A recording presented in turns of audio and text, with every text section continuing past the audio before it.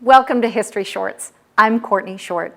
Have you ever wondered where the story of the United States Air Force Reserve begins? Well, you know we have to do a deep dive into one of the units of the 310th Space Wing.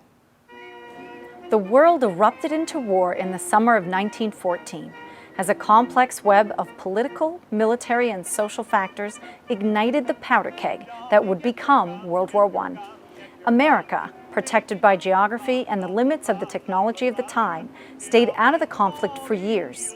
The impact of continued unrestricted submarine warfare, however, finally brought America into the war in the spring of 1917. By 1917, the Europeans had demonstrated the incredible impact of air assets on the battlefield, and the Americans knew that they too needed air capabilities in France.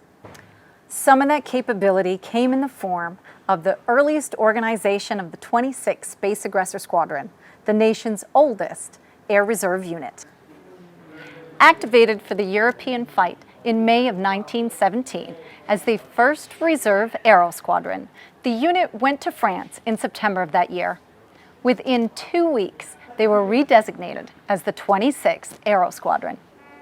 The 26th Aero Squadron was assigned to the 3rd Aviation Instruction Center at Issoudun, France, the most important pilot training center during the war. The sprawling center grew to occupy a 50-square-mile base with some of the best facilities, to include 10 runways for intensive pilot training. The 26th Aero Squadron provided pilot instruction and maintained airframes throughout the war. Many notable pilots of World War I served with the 26th Aero Squadron and its earlier form, the 1st Reserve Aero Squadron. President Theodore Roosevelt's youngest son, Quentin Roosevelt, joined the 1st Reserve Aero Squadron at the beginning of its activation, and Lieutenant John Tynan also deployed with the squadron to Issoudun, France in 1917. Later, in November 1918, Tynan would become known for narrowly avoiding death when a bullet burst through his aircraft's windshield over Chateau Thierry. Tynan would serve with the 26th Aero Squadron for the rest of the war.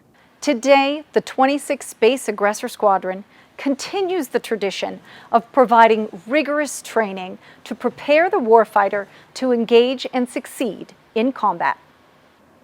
The squadron's mission is to know, teach, and replicate enemy threats to space systems during challenging training and readiness exercises, and thus prepare the joint force to recognize, mitigate, counter, and defeat an adversary.